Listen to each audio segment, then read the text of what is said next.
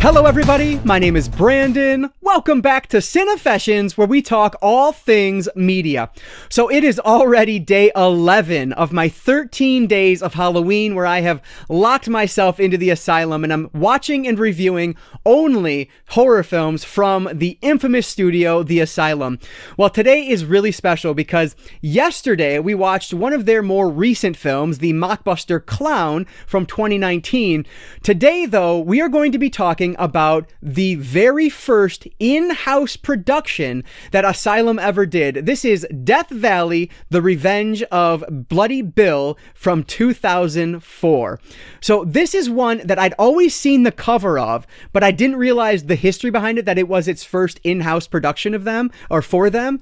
And so once I found that out, I actually added this one super late yesterday. In fact, I decided, you know what, I'm going to swap out what I was going to do and put this one in instead, because I think this one would be really interesting given how old it is and the fact that it is one of the first things they ever did as like how we know them today. And so I was really looking forward to checking this one out. Another one that I was able to watch via Tubi. So definitely check out Tubi if you're interested. Tubi. I definitely recommend it. I have really come to appreciate their service, which is completely free, over these past couple of weeks here. So anyway, if you guys have been enjoying this series, please give this video a like down below. That really does help me out. But with that said, let's not waste any more time at all. Let's dive right into day 11 so I can talk about Death Valley, The Revenge of Bloody Bill from 2004. So Death Valley was directed by Byron Werner, who has actually gone on to have quite a long and successful career as a director of photography. There are a ton of credits on his IMDb where he's listed as cinematographer, so good for him. I can definitely see that he has talent based on this movie, and so yeah, I'm very happy that he has continued on a long career in Hollywood. But anyway, that said, we are following a very unique setting here. So the movie opens up with one of the more interesting openings I've seen in a horror film, because we're actually watching like a car chase sequence where this undercover cop, at least that's what I think she is, pulls up on this drug dealer and chases him down the road. Well, eventually he escapes. He breaks down on the side of the road and has to start walking with his drugs, with his loot, essentially. And so he ends up in this town of Sunset Valley, population 99. So he walks in, he goes to the bar, tries to order a drink from the bartender who is standing behind the bar, face the opposite direction, but he's not answering him. So eventually he touches him. The guy turns around and boom, bullets start flying, which I thought was just hilarious. The guy turns around and he just looks kind of sickly. He has a little blood on him. The drug dealer doesn't even second guess it. He's blowing him away immediately. Now, of course, it turns out that he has walked into a town that is going to be filled with zombies, led by the titular Bloody Bill. And so he was right to start shooting, but I thought that was just hilarious, the way he just immediately pulls out his gun and starts blowing these things away. And so from there, that super weird sequence gets even weirder when the zombies kind of take him over. And then we go and are introduced to our group of teenagers, because of course we will be introduced to a group of teenagers.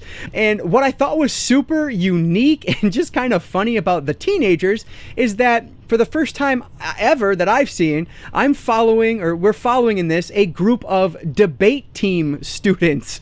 And so they are trying to go from California, I believe California, out to Arizona for a debate, like, tournament, fight, match? I don't know what you do in debate, but yeah, so it was just hilarious that they were debate team members. And so that's kind of where our story picks up. They are driving down the road. Looks like they hit a guy. Turns out he was faking being hit and he is going to hijack them. So like this movie goes from weird to weirder in a matter of minutes in the beginning of this, and it's just so crazy. So he has them by gunpoint.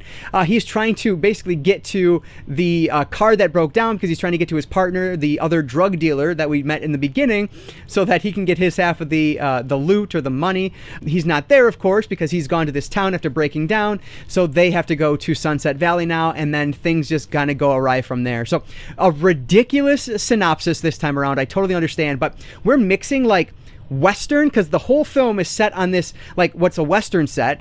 And then we are mixing in zombies as well, which is really fun, like action horror in this, tons and tons of gore and practical effects. I didn't notice any CGI. It was all practical, and it was done so exceptionally well. There were just so many moments where I was so grossed out because of what was happening. I could think of, like, the first time the zombie was, like, biting an arm, and just the way the skin came off the arm was so gross. It was so good. Honestly, even though this is, like, one of the older ones I've watched, I think the oldest now at 2004, I think this was the best practical effects out of any of the ones I've watched so far. Like, they were so good. That alone, I think, is worth watching the film if you're into that type of thing. The other thing I thought was played up here a little bit more than I've seen in any of the other Asylum films was just the music.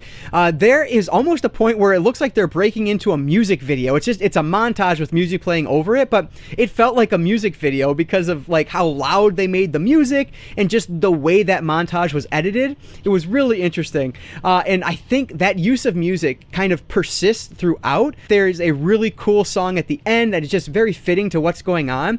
It's kind of, even though we're in this Western theme, this zombie movie, it's almost like a heavy metal, not a heavy metal, like a heavy rock, or hard rock is the words I'm searching for, like a hard rock / metal soundtrack. And though some of it feels generic, especially at the beginning, I think as you get toward the end, some of the music choices they make are really good. And so I thought that was a cool aspect. There was, I feel like, more music in this one than there was in any of the other, 10 that I've watched combined. So I really like that aspect of this movie. I also thought it was pretty interesting how some of the zombies would display, like, human characteristics, I guess, for lack of a better word. At one point, a character walks into a room and there are two zombies, like, eating their brain meal at a dining room table off a plate. And it takes some going before they finally start coming after the character. And I thought that was kind of interesting that they retained some of their old habits, I guess. It's not played up to, like, any like significant end at all, but I thought it was just a cool idea to add in there. And then on top of that, I really liked how they handled our main character, because they don't show him like in full right away. They kind of build up to him as the film progresses, and then finally when you get that reveal, I think it pays off. Like, he is this towering, kind of gross looking, menacing character, and I think that build to it, they were showing him in shadow, they would show the side of him, maybe a profile here and there, but they don't give a full-on view until they're ready to. And I thought that restraint worked so well. I really liked that. And it's like, I don't know, it's kind of subtle, which we don't get a ton of subtlety when we're watching Asylum films. So I thought that was really cool to see, something that I wish would have kind of kept, they would have stuck to as the years went on, but I thought it was done really well here regardless. Speaking of subtle, I also liked this moment where they would show the population sign. It was Sunset Valley population 99 when it started, but then after our first character gets attacked by the zombies, which is the opening scene, that number changes to 100. And then as the characters die, that number changes, it keeps going up. And I thought that was just, again, a really cool idea. They don't like focus in on it a ton. I mean, you know it's there. It's not like it's being hidden or anything. But again, I just think that's a smart idea that it works really well. I thought it was a small thing that worked really cool, or that looked really cool. And so I just, again, just appreciating these small things that the director has done, the script has decided to do, the writer has decided to do. I think these small moments really make this movie for me. I feel like I have been running my mouth at like 1,000,000 miles an hour because I'm excited about this one. I did not expect this one to be nearly what it was. And it's not perfect, don't get me wrong. Like, this is still a low budget horror film from 2004, but for what it is done remarkably well. I think the acting in this one is pretty good, especially from some of our supporting characters, but our main girl, I would say, there are moments where she's great, but her character doesn't really change at all. And that kind of hurts it a little bit. I would have liked to see a little bit more range in her emotion. It would have just given that character a little bit more depth, and it helped, helped her feel a little bit more realistic. And so the acting's not perfect in this. You know, there are some other moments that I could touch on, but for the most part, I think it's well done. There are some really good ideas that play out well. And that's what kind of surprised me the most, is that this idea is really cool on paper, but not only is it on paper, it's executed really well on film. There is, you know, ideas with like lineage, I guess I'll say, without giving any spoilers. There is, they touch on racism a little bit, which I don't think was really necessary, but it's there. It is funny at the end because our main, the bad guy that I talked about at the beginning, who takes them all hostage, he plays that up a little bit at the end. The scene with him, his name is Earl, and the scene with him at the end is one of my absolute favorites in the entire movie. It is hilarious. I don't want to give it away if you decide to watch it, but it is so good. It's just so funny. It works so well.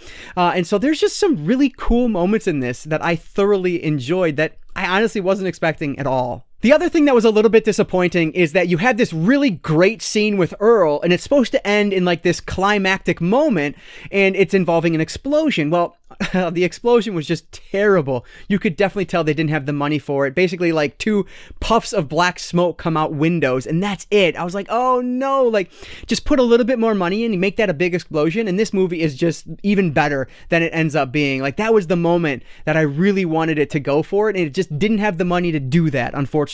And so that moment was a bit of a dud, but you know, past that, it keeps going, and then we get this like back-to-back moment. We get a Friday the 13th part 2 moment, and then a Friday the 13th part 1 moment, like back to back, and it was just fantastic. And so it's just fun. If you can't tell, I thoroughly enjoyed this. I understand it's not perfect. There are problems with it. The acting can be hit or miss throughout the movie, but for the most part, I think it's strong. The characters are definitely one-dimensional, but who cares? This is a slasher film done in a zombie Western style. Like, it is as good as it needs to be for these characters. There's enough characters there that there's enough, you know, fodder for deaths. The gore effects are simply fantastic. Some of the best I've seen so far in this series. This is just a fun, good movie that I definitely recommend. Like, I can't believe this is where Asylum started. I didn't expect this at all. You know, this is better than some of their later efforts, which is pretty remarkable. Obviously, even though it's from Asylum, there's different, you know, different director, different script writer, different talent on screens. So just because it's from the same production company doesn't really mean a whole lot, other than it's going to be cheap and they're, you know, going to do their best to make it as fun as possible with what they're given. But other than that, there's so much different talent behind the scenes that I understand why it feels completely different. But this is one I absolutely recommend you check out. So really, if you were going to watch just one movie from these 13 days so far, I'd probably still say it would be Battle Dogs, because I think that was just so great. But this is a close second. And Battle Dogs and Death Valley are such completely different movies. Like, just watch them both. This one, like I said, is on Tubi for free, so there's no real reason not to watch it. It is low risk, high potential for reward. So give it a shot if this sounds interesting at all. So I thoroughly like this one. It is not, you know, as good as some people might like it to be. Look at the IMDb reviews. I think it has like a 3.0 out of 10. Which I think is a little bit ridiculous. It's much too harsh for this. This was fun. It mixes so many different things, and it mixes them well, which just blows my mind. So I'm going to have to give Death Valley, The Revenge of Bloody Bill from 2004, 3.5 out of 5 stars.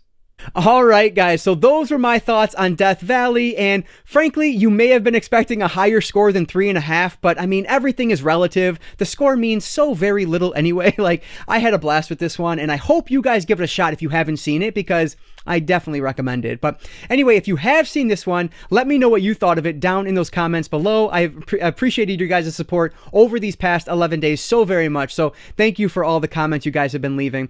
As always, if you guys did enjoy this video, though, please give it a like down below. That really helps me out. And like I always say, I don't just talk movies, I talk all things media, be it books, movies, video games, graphic novels, manga. If it's media related, I'm interested in it. And if you are too, you might consider subscribing.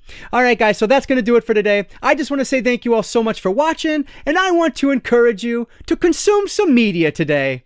I'll catch you next time.